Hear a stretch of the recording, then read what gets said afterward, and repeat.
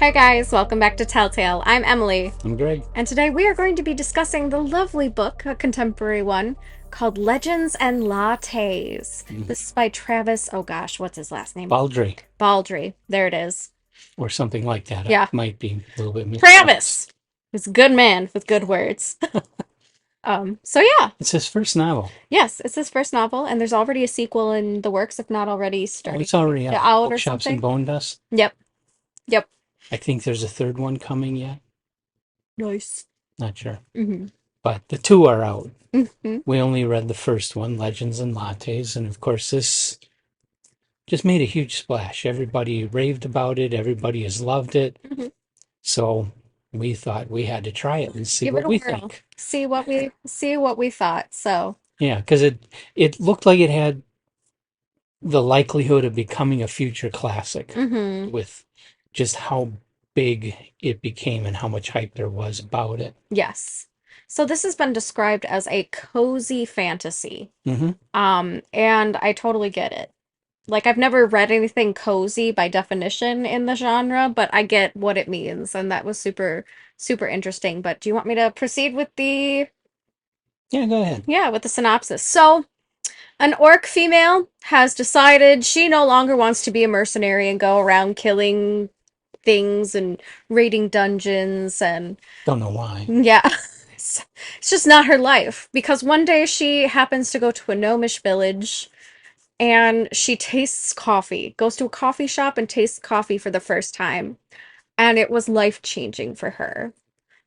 She just loved the atmosphere. It was quiet, it was simple life, it was a comforting beverage, and so she decided that she was going to quit her crusading with her gang of bros and gals and open a coffee shop in a community, in a metropolitan community. Yeah, And it is the process of her going through that experience and trying to build this new life for herself after having been basically a bloodthirsty mercenary for so long and just wanting to be a shop owner and have a new life as a coffee shop owner.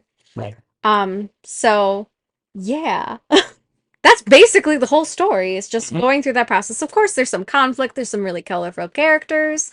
Um, it's funny, so the story has things like coffee is not a norm in Right. this fantasy world. It is pretty much exclusively gnomish, so nobody knows what it is. Hmm. And then they eventually like get a baker who just keeps coming up with these amazing foods, which we would Yes. recognize, as cinnamon rolls and like they call them thimblets or whatever, Yeah. but they're really biscotti, Hmm. that kind of thing. So like basically them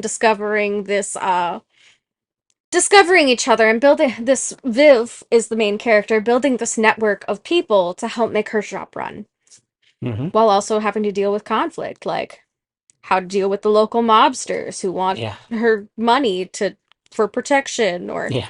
how to deal with jealous former people in her from her raiding groups who are, mad about her leaving and hate to see her success because she was a better success as in their group, and Hmm. one's just a dick. So, Yeah. whatever. But it's just a really colorful array of people and situations, and I liked it. I don't know how you felt about it. It might have been a little slow for you. I had wondered if it was going to be slow for you. Um, this is my turn. Yeah. The story, you gotta understand, the whole point of it was to not write a typical fantasy book. Mm-hmm. I get that. But it was just about somebody opening a coffee shop and Mm-hmm. what she went through. Yes. And yeah, It was a fantasy it setting. was couched in fantasy terms, and she was a whatever ogre or whatever Mm-hmm. Orc. orc, Mm-hmm. and her partner was a what do you Succubus. call it, succubus. Mm-hmm. But all that all of that could have been left out Yes. without changing the story. It Yes. didn't have to be fantasy. It could have been any town in Nebraska Mm-hmm. introducing coffee for the first time in the 1800s or something. It Yes. it could have been anything like that. It could have been totally historical. It didn't need to be fantasy. No, it didn't need to. And it really was. It's very much a character story Mm-hmm. and really is just about this character trying to um, start this new life. Mm-hmm. And in the end, it's all about forging friendships and being able to count on people and people Mm-hmm. standing behind her and stuff like that. Yeah. Um, And kindness coming from unexpected places. yeah. It was a very restoring hope and humanity question mark Hmm. story for me, and I think that's why I liked it so much. I agree. I think that was the charm of it too. I totally agree with you. Yeah. This could be a woman fleeing from her divorced husband and decides to start her new life as coffee shop owner, leaving her past behind, Right. and just meeting all these amazing people. It does so happen to be in a fantasy setting. And I think that's Mm. why I liked it because people who I have friends who have said that fantasy tends to scare them and Oh, give them a lot of trouble because it is so far-fetched. This is a okay. great way for people who are like that, who are like horrified by fantasy or really don't like fantasy work. This is a great way to make it relatable and approachable for that kind of person. Hmm. I also like that the story was in such a way where it was just interesting enough and it was an easy read. This is a great fantasy beach read. Yeah. Like you could read this at a beach. I could Hmm. see a lot of people who don't want the high intensity, like everybody fighting, there's always a war kind of thing. They want a character story. Yeah. And I think that's why I liked it so much, but I also really liked that it was kind Hmm.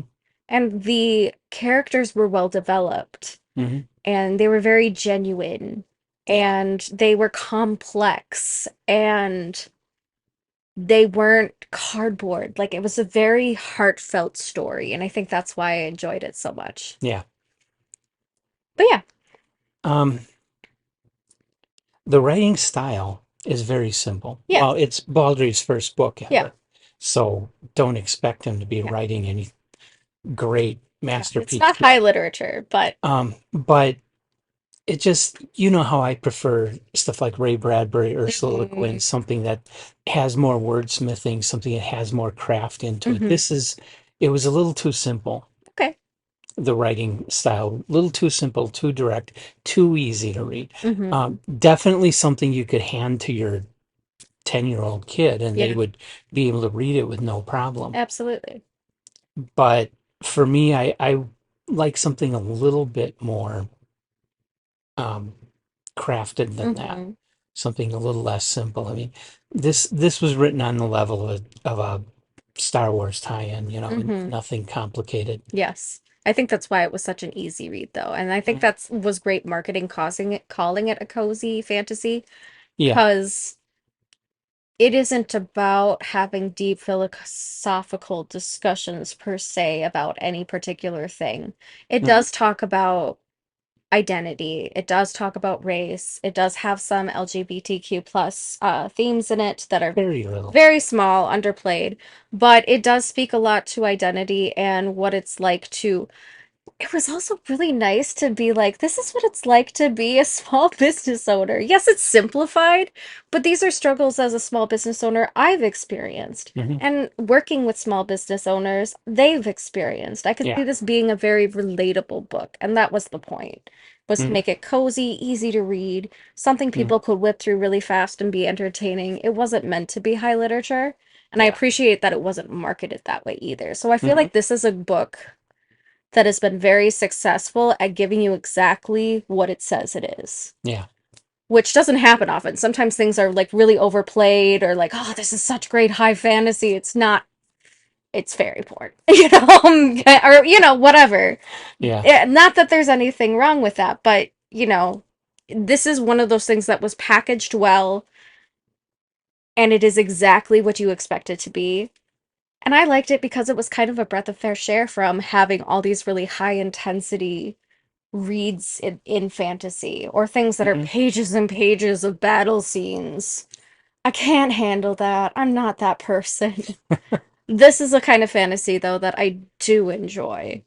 Yeah. And I think is very approachable for a lot of people, especially young people. Hmm. So, I loved it. But I wouldn't put it as a I top wrapped it up tale. thinking I would have rather have read Clifford Simak. And I get Clifford that. Simak was doing cozy science fiction before anybody invented the term. Okay. You know, his Macedonia was Yeah, this that was kind very of, cozy. yeah, Mm-hmm. and but that was not so simple, not as simple reading. It was a little more Yeah. adult level reading, Yeah. A little headier. Mm-hmm. and I just felt it left me with more than what Legends and Lattes did. Mm-hmm. Legends and Lattes is a nice diversion, Yes. but I don't see why it's been hyped quite so much. I get what you're saying for sure. I do see why it's been hyped so much though, because we are living in a world with a lot of harshness and a lot of tragedy right now. People are looking for something that shows a little bit more humanity and kindness. Yeah. And they're not getting it from the Bible. They're not getting it from even their friends and family. They're not getting it from the state of the world right now. This is a really good escape because it takes big world matters and makes them quite small and puts them to an individual and makes it relatable. Hmm. Like you could still have a person be a person with a big mind that's very world oriented, but at the end of the day, all of our lives are very small. And I think this is a really good like slice of life way of putting fantasy in people's hands and just getting people to read. Like sometimes you do just want something that you're gonna breeze through real quick and it's enjoyable and you like it, but you don't have to think so hard about it and it's not heavy. Hmm. And I think this is a good book for that. I Yeah. found it very refreshing, especially after we just recently Naked did Lunch. Naked Lunch. Like, I was very thankful that this was something you were also interested in giving a try to. And I'm proud of you for giving it a shot. So, yeah, it isn't for everybody. It is very cozy. It is very simple. It is a quick read. I mean, I read it in like 2 days. It took me forever to actually pick it back up again. But once I started reading, it was very easy to just Yeah, breeze through it. it was a very easy read. Yeah. And there's nothing wrong with the book. There's Yeah. nothing I can point to and say, that's bad. Yeah. That's bad writing. That's bad this, that's bad. Mm-hmm. No, It's good. it's good in every way. It's just not great in any way. Mm-hmm. Yes. Mm-hmm. And there is that discussion to be had too, like we've mentioned before in other videos. Sometimes things that are made for the average person, it's just average. Hmm. But that still means the masses like it. Yeah. So I enjoyed it though as a fantasy novel. I like the kindness and humanity of each of the characters and how well developed they were. I like Hmm. that it was a colorful group of people. They were all very much characters or individuals with their own set of things and problems and Hmm. day-to-day life grind stuff. It was really nice.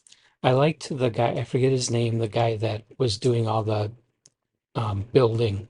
Yeah, Cal, Yeah. the The Hob. they were getting too much heat from the ovens. He Yeah. came back and he figured out an air conditioning system that was, Yeah. it sounded like it would work and it was really clever. Yes. There was a little engineering in there, and I did Yeah. actually really enjoy that as well. And those aspects of the book were really good, Mm-hmm. especially adapting, like you say, the bakery stuff, adapting it Mm-hmm. to the fantasy world, and yet it's something in our real Yeah, we world. could still recognize it. The coffee making machine, Hmm. the story behind, I mean, it's a coffee making machine like we see in Starbucks, but Yeah, they have this backstory of like a how the gnomes made steampunk. it. Yeah, like kind of a steampunk version of Yeah. it in copper, and it's the visuals are really great. The world building in this is actually really lovely. Yeah. Trying to like translate something modern that we recognize into a believable Hmm. circumstance, I think was really well done. Hmm. And I loved their cat. Of course. Who doesn't want a giant killer cat that just gets at everybody, whoever And bothers you appears out of ever? nowhere. Yeah, it appears out of nowhere and attacks your enemies. Perfect. I don't even have to tell you it's a bad guy. You just know, man. I loved that. I loved the situation with the Madrigal and the mobsters, like trying to navigate that. I like how that was resolved in the book. Yeah, I did That the too. leader comes to her and says, "I just want some coffee." Yeah, I just want some coffee. What's up, man? Yeah, I loved that too. That was like a really like, aw, you're a heartless freak, but aw. Yeah. Like everybody's a little redeemable, but still everybody's a little messy. I Hmm. did really enjoy Cal as a character though. Yeah. He was really great. Hmm. Just Because who doesn't know a person like Cal who's the handyman with a few words and tells you exactly like it is? And, Yep. you know, I loved that. I could think of at least six people that was in my life, you know? But I really enjoyed these characters because they were so relatable. Yeah. So I get why people liked it. I get Hmm. that it's just a really nice, heartfelt story, and it just feels nice for something feel good. Hmm. It's like the Hallmark movie of books. Yeah. I think mentioned that too. That it felt like a lot like a Hallmark It Channel is. movie. It If is. they were to do a fantasy movie, this is what they would do Hmm. on Yeah, and the I Hallmark actually Channel. had a few friends who also have read it now, and we were talking about it the other day, and one of them was like, "This could be made into a cute little cozy video game." Hmm. Or like this could be a cute little mini series, a coming of age story, but for someone who's older and had a lot already had a lot of life experience, kind of thing. So I could definitely see it being translated into those Minecraft things. style game where you're building your coffee You're shop building your coffee shop, and or building like your you just have coffee empire. customers you gotta serve, like one of those task list games where you have to do that kind of thing. Hmm. They call it cozy gaming. Really? Hmm. There really is It's such a cozy thing? games, yeah. Okay. I don't do gaming, so. Yeah. Yeah. So it's a really nice, very versatile little book. I think a lot of people could pick this up and like it, even if fantasy's not your thing. Well, a lot of people have. It Yeah. has been, it's the good thing about a book like this becoming so popular is it brings a lot of new people to reading and to the genre, Mm-hmm. fantasy genre. Mm-hmm. Who doesn't like a good book about a coffee shop? As readers, we're First all one in I a ever coffee read. shop most of the time when we're reading, Not if me. not in bed. Not me. I'm here. Yeah, I'm in bed. I'm horizontal, being covered in cats, reading. But occasionally I go to coffee shops. And Ah, occasionally I bring a book. So it just seems like a really good segue. There's a lot of ways people can relate to yeah. this, especially with a love of coffee and baked goods. Hmm. Yeah, so not top tail. I would agree with that. It's not a top tail to me, but it is definitely a really delightful read for people who like getting warm It is. fuzzies. Yeah, especially if you're coming off of some big, you know, huge depressing book like Stephen King's It I'm looking at on my shelf. Yeah. If you just finished something like that, this is a Hmm. good palate cleanser. Yeah, you're getting Keep through. your head out You of. just finished the Game of Thrones. You want some fantasy still, but not so heavy. Legends and Lattes is a good one for you. Yeah. So it is a good palate cleanser. That's a good way of putting it. Hmm. But yeah, delightful. Okay, so that's all I have to say about it. I enjoyed it, but it didn't blow me away. Yeah, I enjoyed it. It didn't blow me away, but I'm really glad I read it, and I don't regret reading it. I Hmm. felt like it was a fun way to waste my time. I enjoyed it. So, and I love those characters. They're very, very lovable characters. Hmm. So, yeah. Thanks for joining us, guys. Like and subscribe. Let us know what you think of Legends and Lattes if you've had a chance to read it. And of course, recommend books to us. We always love hearing what you're reading and would love to give it a shot too. So, join us And next tell time. us if we should bother going on to the sequel. Yeah. I mean, I'm going to anyway, Okay. but we don't have to do a video of it if it's not something that's your thing. I don't know. I guess I would leave it to the viewers if they say Yeah. that I should go on Should and we try do the the second sequel? one. But Yeah. otherwise, I didn't love this one enough to keep going. No, I get that. It's for sure. And you know us, our philosophy is if you don't like it that much, you don't have to waste your time. Nope. Go for what you love, do what you enjoy. Life's too short not to. Hmm. So, thanks for joining us, guys. We'll see you next time.